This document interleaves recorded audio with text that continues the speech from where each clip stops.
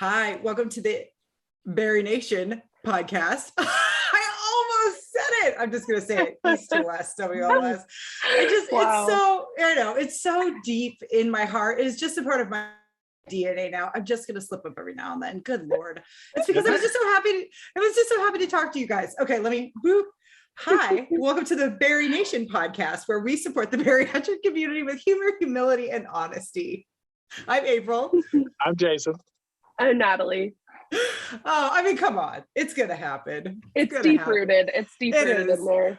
Well, and really, so the episode today, right, is all about our stories in real life. We just had an amazing experience at Advent Health's Bariatric Retreat hosted by Bariatric Society. And to see the power of those stories in real life was like otherworldly.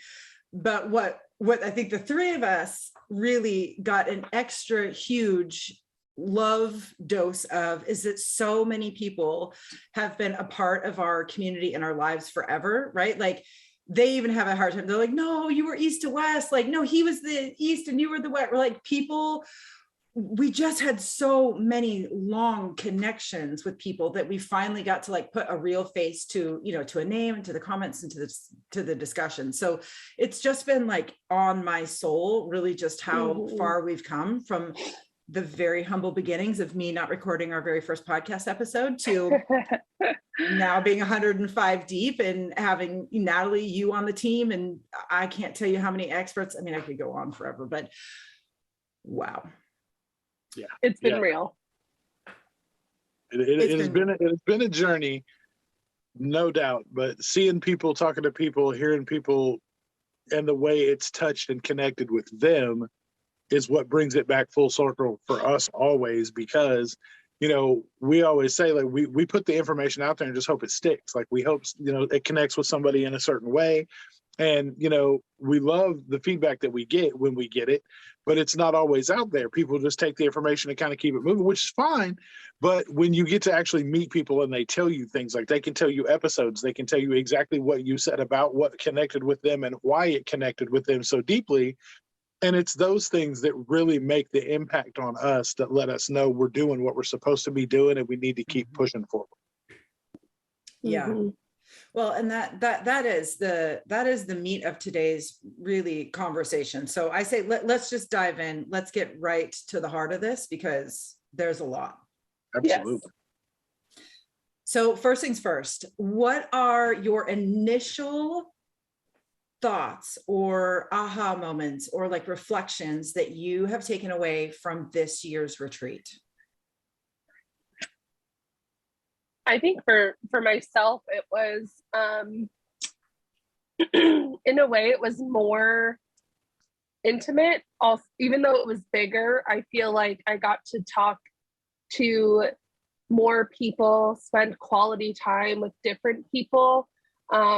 If you were there, you saw April, Jason, and I were in different corners of the room all the time. Like we weren't really together. And so I think it really allowed us to sit and talk with people that maybe we wouldn't normally have sat and spoken to. So for me, it feels like it was more intimate and I could really connect with people on a deeper level than I could at the previous retreat. Yeah, I definitely can concur with that. Every time I looked out, I never saw you guys. It was very rarely that we were sitting at the same table or we were standing in the same area because just everybody, we were just scattered in the best possible way. And the moments that we did have together, I was thankful for, but same thing now. I had so many great conversations with people just sitting somewhere and either somebody coming up or myself sitting down next to someone. And it was just like, oh, hi, I'm April, or right. They would introduce themselves and then we were off and running. We were talking. And when you are around people that have already been through what you've been through, you cut through the fluff and you just very quickly kind of get to what the issue is. I noticed that so many people, would just kind of do like, their bariatric stats, like, here's my name, here's the surgery I had, here's what I've had, here's how much I've lost. Okay. Like, 10-second speech. And then it was like, yeah, but I'm really struggling with, or, oh, I'm very excited about. just this instant, like, boom. And then you are talking about something that has been front of their mind for a very long time. And they finally felt like they were in a safe place that they could talk about it and not be judged or ridiculed or no shame. Just like, okay, like when you've been really excited to tell your one friend this one thing and you finally get to see them. That's what I felt like retreat was like. 300 people were like, oh, finally I could we can talk about this. Yeah, like I was in this session with Haley. She's the Guacward dietitian on Instagram. And it was all about meal planning and different ways to meal prep. And I struggle with yogurt in general. It kind of just processes in my body as sugar, and I get that instant glycemic index boost. And so I don't eat it very often. And if I do, I don't eat very much of it. And so I asked a question like, hey, are there alternatives? And I swear to God, you guys, I had like a line of people, like 5 to 10 people being like, this is, and I just went down the line and I sat and I had conversations with about 10 different people about this one subject. Like, this is what I eat and this is what I do. And it really solidified for me that like, okay, I'm still a bariatric patient, even though I have this like awesome platform and I'm helping people, but like I'm still learning, and I'm still learning from people who are also learning from me. I know we talk about that all the time, but yeah, it was just a lot more intimate, and I felt like I could put on my different hats. Like, I'm a patient right now, I'm Bari Nation right now. I'm a patient trying to connect with people, or I'm Bari Nation. It was very different than the previous one for me. Yeah, I think a lot of that to me kind of lends itself to we knew kind of coming in what to expect. So I like the fact that we made the conscious decision to have less on our plates this time, less meetings, less interactions with, companies and things like that, so that we could focus on the attendees, because we wanted to be attendees ourselves, and we also wanted to connect with a lot of the attendees. So going into it, we kind of had that in mind, set up already. So the fact that we did that really made the biggest difference, I think, for me, impact wise, because we did do a lot of divide and conquer and spread and talk to people and things. And one of the things I shifted, because I started doing the same thing, like the stats and all that, and kind of getting people, what I shifted it to kind of the second day was asking people if they were having a good time and what their favorite part up to now was. Because that got them not thinking so much about, I'm a patient, I'm here for this, I'm doing this. It got them kind of in a euphorical mind state where they could just kind of be like, oh, well, they can reminisce on, so far, this has been great because of this. And about 90% of the people that I talked to, everything was getting to meet so-and-so, getting to connect with so it was all about the face-to-face meetings, interactions, and connections, which is the same thing, that we were all talking about too. Because getting to actually sit down with somebody and really talk about them, connect with them, look them in the eye while you're talking is way different than Instagram chat, Instagram live, video, Zoom like this, any of that stuff. You just get to, they get to see your intentions. You get to see that, that you're locked in and engaged in a conversation, and that, you two are the only people in the room at the time, because that's who you're talking to. If you're talking to a group, you can do the same thing by scanning the group, but at the same time, they know that you're there, you're engaged and involved. And I had so many meaningful conversations just like that, whether it was pictures, passing by saying, hey, good to meet you, giving, people hugs, the fact that I got to meet Ken and Terry in real life, and we got to, do Ken and Terry and Jason things, like, it was amazing. We had, some cutout time alone from everybody that we got to just hang out, cut up, and just be us. Chris jumped in on the mix when he wasn't so super busy. But getting to connect with a lot of the guys in the community. There was 10 guys at this retreat. There was 3 at the last one. So having 10 there was really awesome, to be able to just have, a couple of guy moments where it was just us kind of, joking around, being jackass guys like guys do. And then we also got to turn around and, interject ourselves in so many pictures and things at the step and repeat on the night of the gala. Like, that was fun. Like, we had a good, I think me, Ked, Terry, and Dalton stood at the step and repeat for about an hour solid, just jumping in different people's pictures, because they were, oh, come here, all the guys. And between that and I want to say the fashion show probably were the two things, because the amount of love, acceptance, and honor that was shown to not only everybody that was involved in putting the fashion show on, but that stepped out on that runway and did what they did against everything we've known since we were young, that people didn't want to see us up there. People didn't care if we walked, that nobody wanted to see that. But we saw people of all shapes, all sizes, all colors, all it didn't matter. And they were in skimpy workout clothes all the way up to suited and booted, you name it. And to see the togetherness that came out of that and the confidence that everybody exuded because the crowd was amazing, that to me just stood out head and shoulders above most of the other things. 100%. I get chills like actually emotional every time I think about it. I just remember after the fashion show, people came up to me and they were like, I saw the all call for it and I didn't sign up for it. And I'm so mad at myself because I didn't. And I said, it's all good. You can do it at the next one. I guarantee you it's going to be a standing thing at every retreat moving forward. And I hope everyone signs up to take part in it, because it really is a powerful moment to just be surrounded by your peers, people who get it and who are just excited to celebrate you in any stage that you are at. It really doesn't matter, right? It was almost like the weight and surgery was taken out of that experience. And it was just humans that were on a journey to discover themselves and be accepting of where they were in the moment. It's like we were celebrating acceptance, right? On like every level that you could possibly imagine. It was a surreal experience in the best possible way. I mean, there were people up there that were pre-op. Yes, that's what I'm saying. That runway, and I know, and I think that's where this is so emotional for me. It's like there was quite literally every body type on that stage, and it did not matter, and there were cheers for every single person.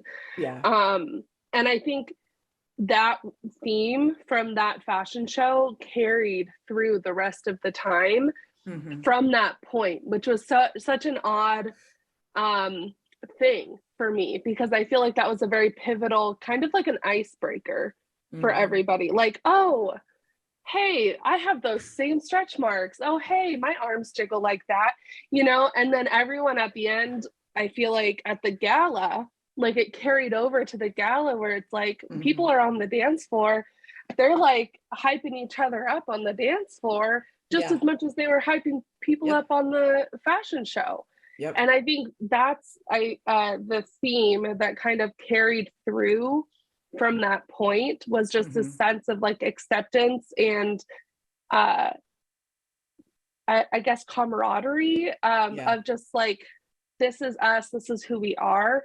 And Jason, when you mentioned that you shifted your kind of like elevator introduction speech, I kind of had to do the same thing, because I would say my stats or whatever, and then I'd say, so what about you? And then people would get kind of stage fright, I guess. And instead of saying like, what about you? What's your surgery? Just go like, so how's it going? And then people open up more. And so I think it was just like, I felt like a really big shift after that fashion show.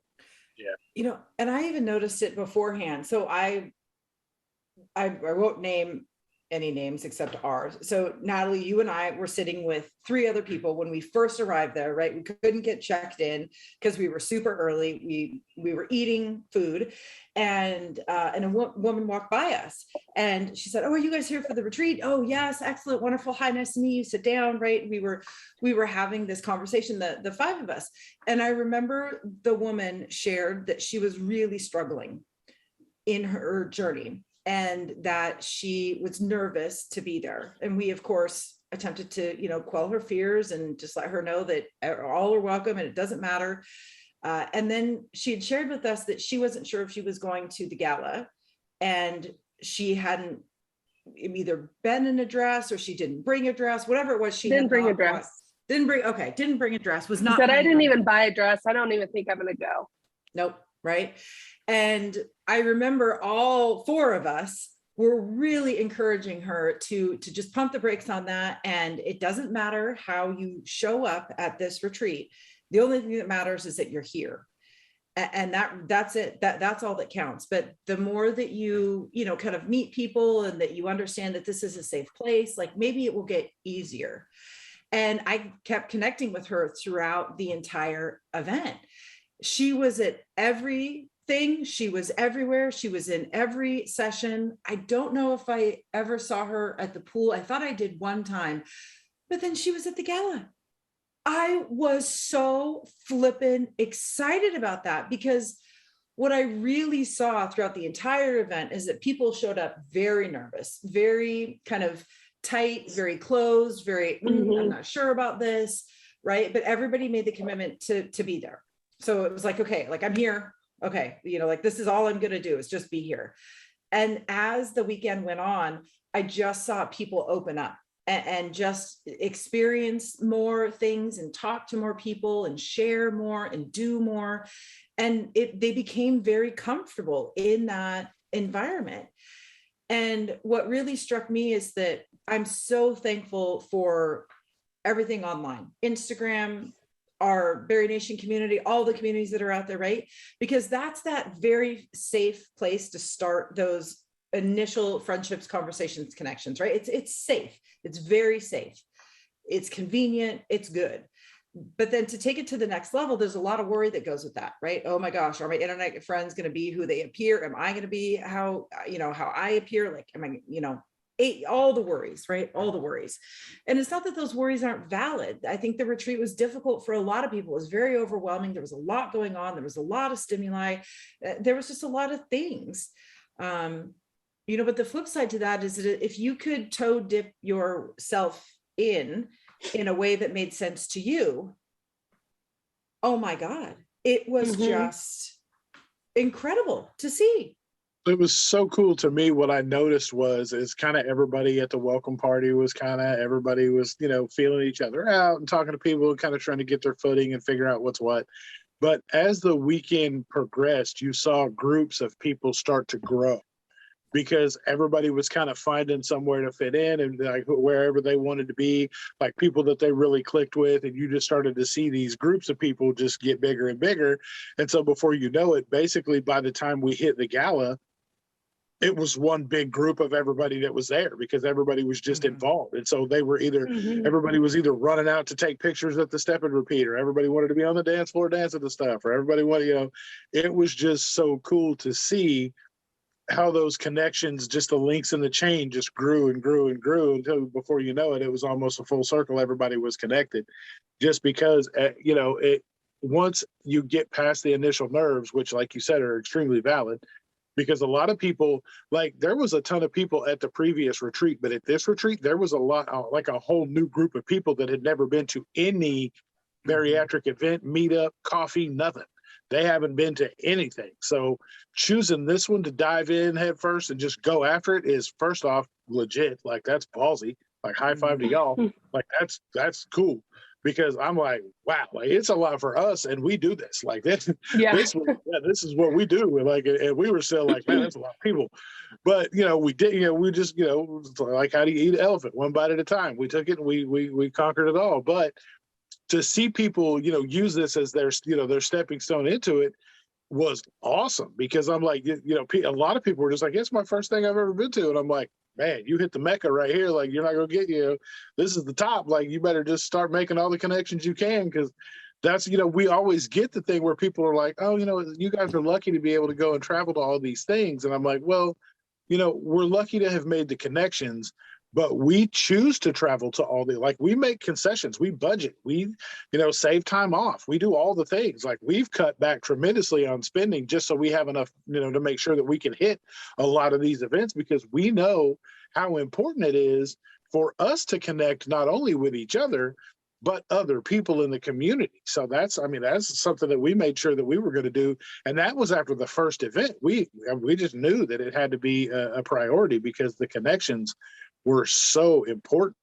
Mhm. Oh yeah. I mean, I tell my parents are hilarious, but you know, they're like, how do you have the money to do all of this stuff? And I was like, well, first of all, I have a berry budget, okay? Like I gotta I gotta prioritize some things, move some things around, you know, because Mhm. it's important to me to get to sit in a hotel lobby bar for 5 hours and just talk. I mean, literally, you guys, the lobby bar was the place to be. This It was. every time there's always a place to be, and that was the place to be. Mhm. Poor shout out to Mason, the bartender. We bombarded him. Um, but like having those moments to just like sit and drink and be with my friends and look across the bar and just see all of my people and say, okay, I'm done. You know, I've talked to you. Now I'm going to go over and talk to this person. And having those connections is huge because I know, like, if I wanted to go to Florida, I have 20 plus people. I mean, obviously Jason and Sarah, but I have Mhm. 20 plus people who are like, come on down, let's go do Mhm. something. You know, like that's why I do this. And so, like, one day I want to have a group of friends in every state. It's like, I need to have my people, Yeah. and this is how you do it. Yep. You know, I had an experience again at the bar. I mean, I'm sorry, not sorry, because We're that was going to just be like, honest, that lots of was it's at just the bar. lots of it. But it was just like, it was central. It was in the lobby. You caught That was the everybody hub. there. It was the hub, right? And I was sitting there and it was late at night. And somebody, a Barry Nation, okay. Now I remember, a Barry Nation member brought a woman over to meet me. And I, oh, hi, I'm April. It's so very nice to meet you. How's the retreat going for you? And she goes, oh, I'm not here with the retreat. And I was like, oh, you're not? And she said, no, but I'm a bariatric patient. And I said, oh, awesome. Well, welcome. Like, we're all here because we're bariatric patients too. And she just started bawling, right? Like, not a happy cry, a very like emotional cry. And I was like, oh my goodness, I'm so sorry. Like, what's wrong? And she shared with me that she has been struggling with a little bit of regain and alcohol. And she did not know where to turn. She didn't know the community existed. She'd never heard of anything like the retreat or Barry Nation or podcast, like nothing. And she felt absolutely like an island in a vast sea, the only one. And I just said, oh my goodness, friend, no, you are absolutely not alone. I was like, all of the conversations that we've had, alcoholism, struggles with alcohol after bariatric surgery, very common. It's the number one addiction transfer for women, blah, blah, blah, on and on and on. And as we continued to talk, I could see that she was like kind of releasing some of this guilt and shame that she had felt about herself. And it was almost like she was hopeful. And I mean, remember she said me, she's like, oh my gosh, you're saving my life right now. And I said, I don't know if I'm doing that, but I'm letting you know that you can do the work to save your life yourself. And that there is a community of hundreds of thousands of people out there that are ready and excited to help you do the work of weight loss surgery. And then of course she started bawling again, and she was very happy though, right? I mean, I just remember leaving that conversation thinking that I thought our community was so big and so vast and we reached so many people. And that one conversation really solidified for me, this isn't even the tip of an iceberg. We are still a single piece of snow falling from the heavens, waiting to hit the iceberg. Mm-hmm. Because there are so many people out there that are struggling.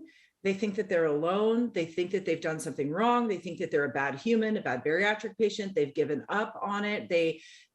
I just, that singular conversation really cemented for me how necessary and needed all of the supports that exist in our greater bariatric community are, and how deeply flawed bariatric care is.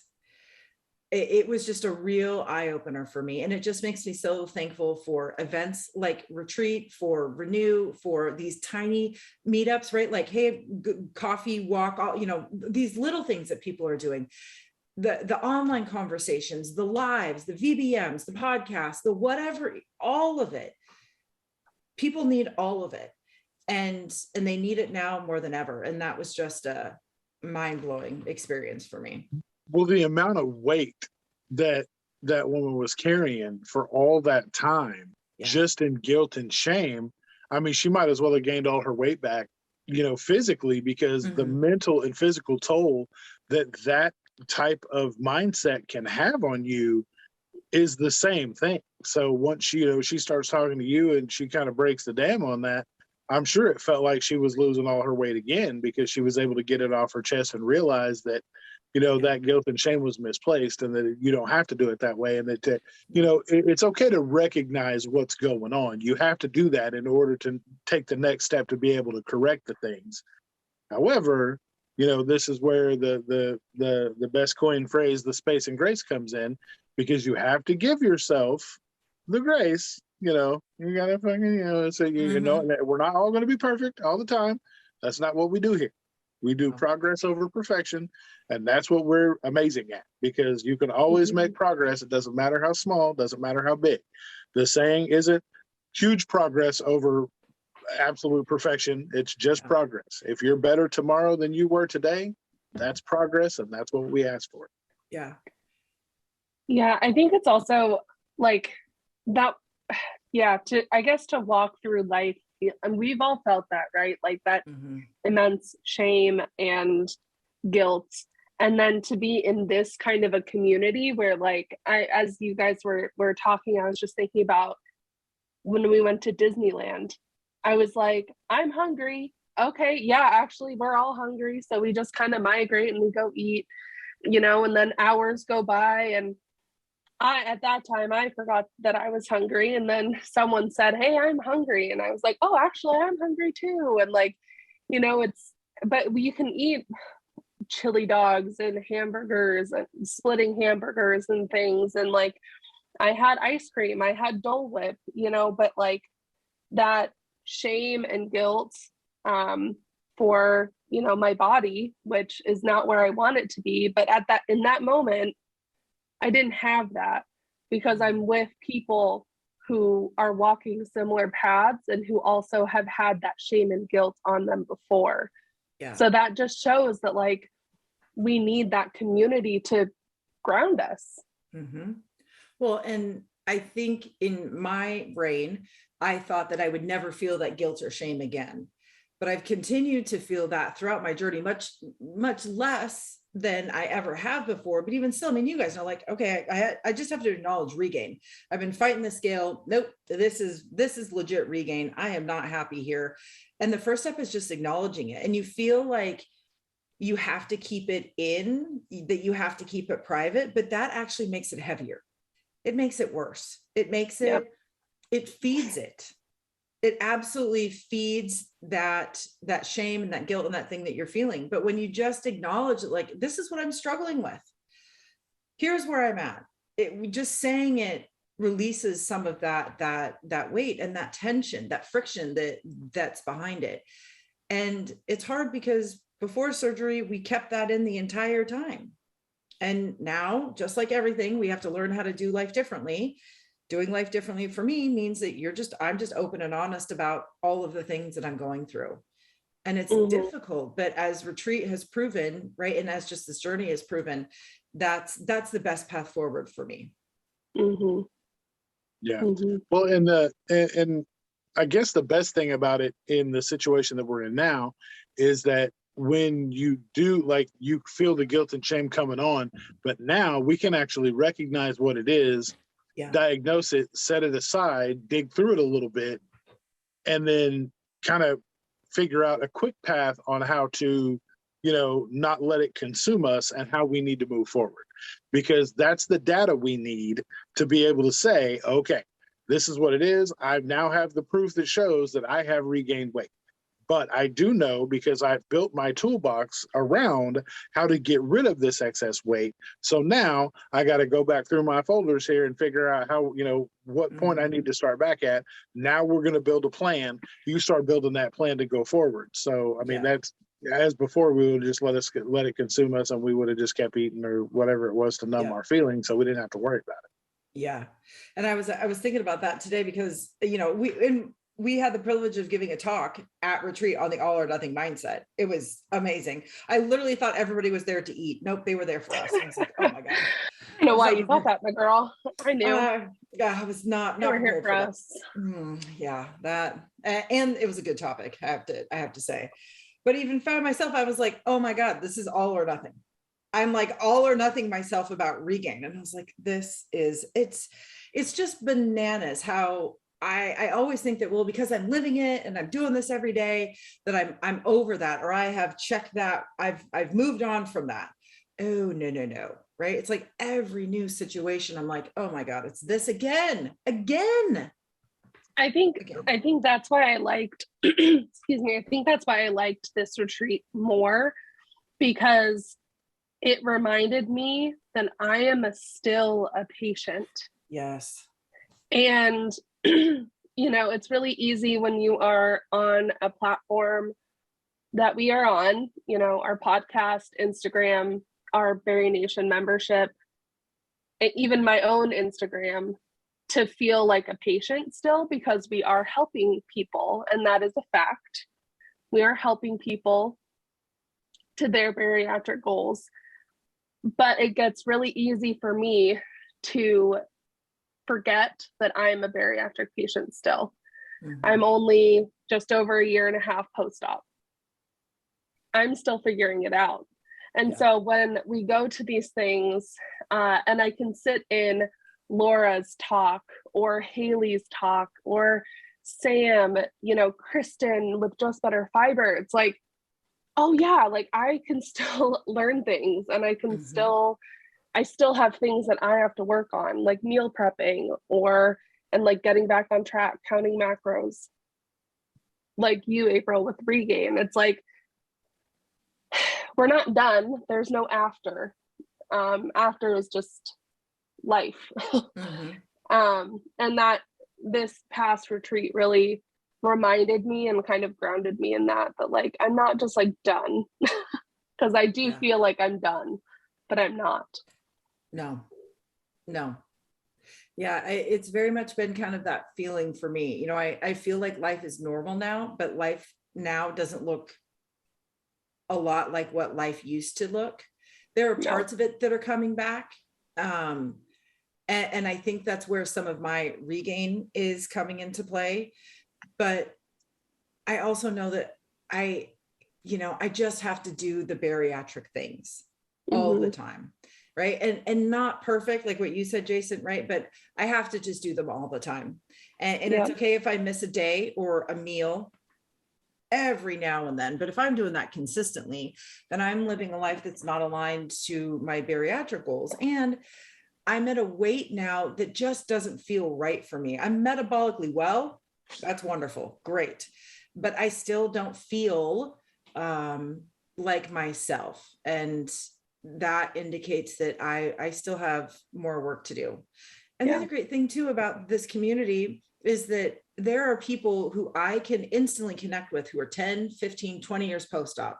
And I can go to them and I can be like, hey, I'm struggling with this. What did you do? What was your path forward? And they're right there to be like, oh, I did this, A, B, C, X, Y, Z, right? 1, 2, 3. They have their recipe that I can pull from. And thank God we are all in this community together, because we need that resource. We need all of the resources. Yeah. Well, I mean, and it's like you said, it doesn't have to be perfect all the time, because it's a law of average. If you do what you're supposed to do the majority of the time, you're going to be in more aligned than you are out of aligned. You take that, whatever that lunch is that you want to take a day, take a day and have that lunch. But you need to also make sure that you're building your breakfast and your dinner around that lunch so that you can still have and enjoy it, but you don't just completely obliterate your macros. Like, there's ways to do it safely, and, you can do that as much as possible. And there's going to be days where you just don't, and that's okay. But if you're doing that, 3 out of the 5 days of your work week, that's going to be a problem. Like, but the thing about it is, no matter how far out of compliance you get, compliance is still waiting for you. Like, you come back. Like, you don't just go away and just go, well, there's no way I can ever find my way back there.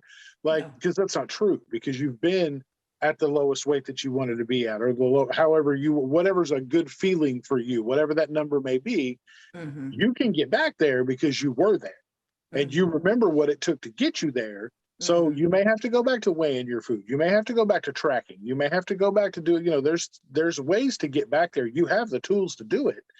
You just may, if you're having a rough time or it's a little foggy, you may reach out. There's support, there's all kinds of supports for you there. If you need the assistance, reach out to somebody. Do not feel ashamed to reach out, because I can promise you now, I don't care who you follow that has the most follower count you've had, they've needed help at one point or another. So don't ever think that there's one person above anybody else that you can't, I can't reach out. What are they going to say? Like, guess what? I needed help. And I reached out to Nat and April both, and they set me back straight.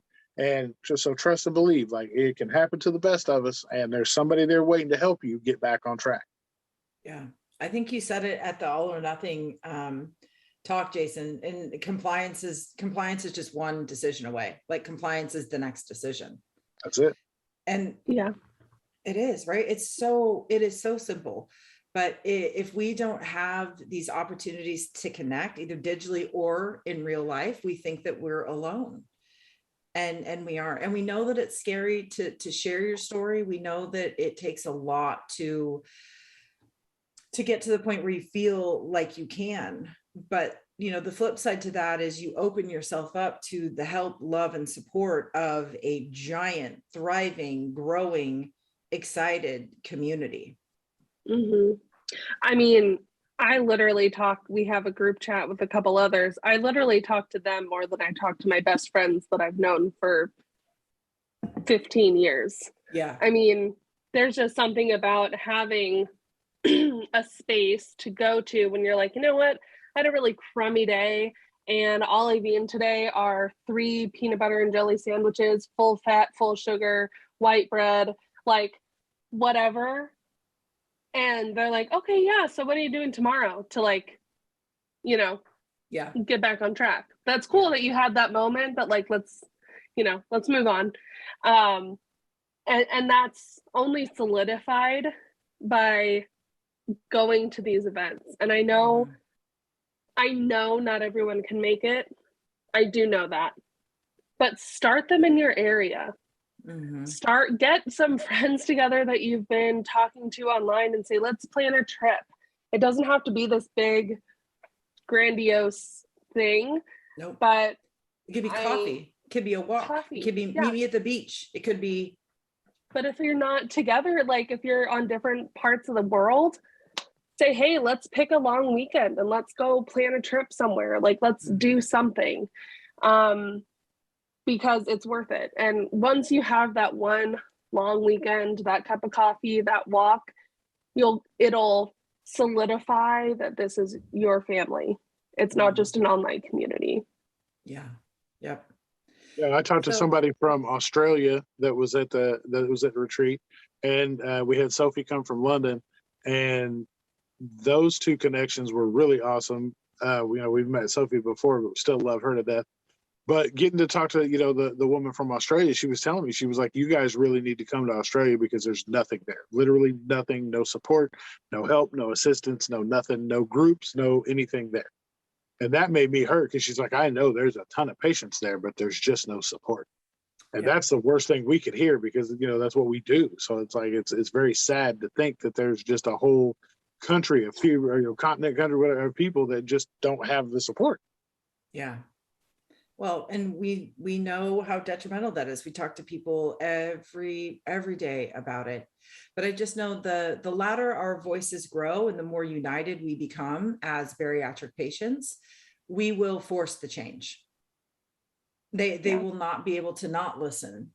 And that's the goal, right? We're not here to point fingers. We're just here to say it's not enough and it's not adequate. So let's work together to make something that is adequate, that is enough, and that does truly support people for the rest of their lives. Because this isn't 1 year, good job. Like you said, right? We've been saying, no, I need support for my lifetime, not for that 1 year post-op. Yeah. So to kind of wrap up this conversation, right? It's all about our stories in real life.